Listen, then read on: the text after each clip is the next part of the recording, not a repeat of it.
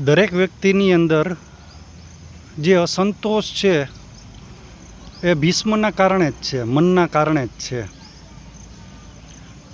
10,000 કે 1,00,000 રૂપિયા ભેગા કરવાની ઈચ્છા એ પૂરા ટૂંકમાં ભેગા થઈ જાય પછી એનાથી વધારે કરોડ, 10 કરોડ નથી. ધીરુભાઈ અંબાણીને સંતોષ નથી, અદાણીને સંતોષ.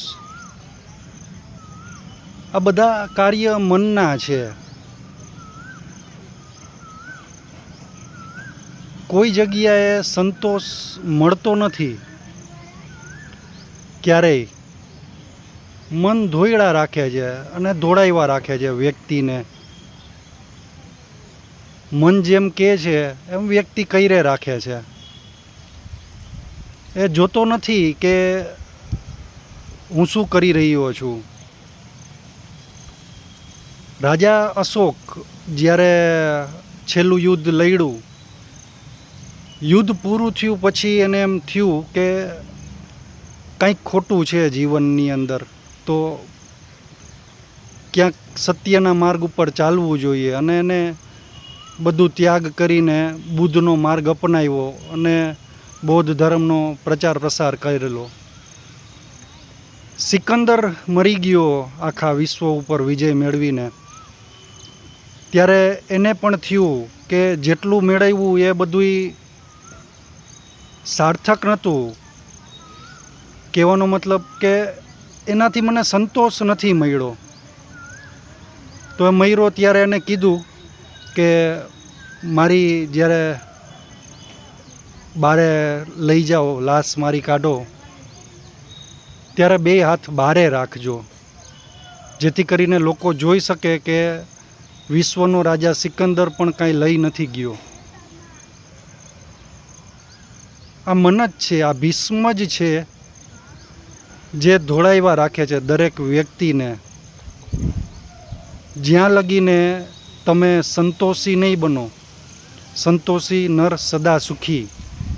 જ્યાં લગીને સંતોષ નહીં મળે ત્યાં લગીને તમે કામ, ક્રોધ, લોભ, મોહ આ બધી માયાઓમાં અટવાયેલા રહેશો. ને જેમ તમારું મન તમારો ભીષ્મ કહેશે એમ જ કઈરે રાખશો. એટલે જ કૃષ્ણ કહે છે અર્જુનને કે તું માર, સામે જે કોઈ છે એ બધાને માર. અહીંયા વાત છે અંદરના મહાભારતની. તો જે તમને તમારી અંદર ખરાબ લાગે છે, જે ખોટું છે તમારી અંદર, એનો નાશ કરવાનો છે, એને મારવાનું છે. પરિવર્તન તમારી અંદર તમારે લઈ આવવાનું છે. બહારે પરિવર્તન લઈ આવવું શક્ય નથી. ઘણા બધા પ્રયત્ન કર્યા પછી મને પણ એવું થયું કે લોકોને સમજાવવું ખોટું છે, વ્યર્થ છે. લોકો નથી સમજવાના. સમજવાનું મારે છે અને પરિવર્તન મારે મારી અંદર લઈ આવવાનું છે. લોકોની અંદર જો પરિવર્તન લઈ આવી શકાતું હોત તો કૃષ્ણ દુર્યોધનમાં પરિવર્તન લઈ આવી શકત. લોકોના જીવનમાં પરિવર્તન લઈ આવવું શક્ય નથી.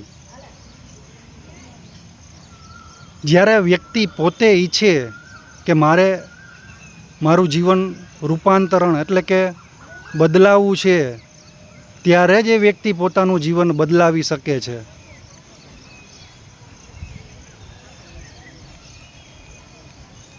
સૌ પ્રથમ તમે તમારા મનને ઓળખી, તમારા ભીષ્મને ઓળખી એના સાથે યુદ્ધ કરવાનું શરૂ કરો.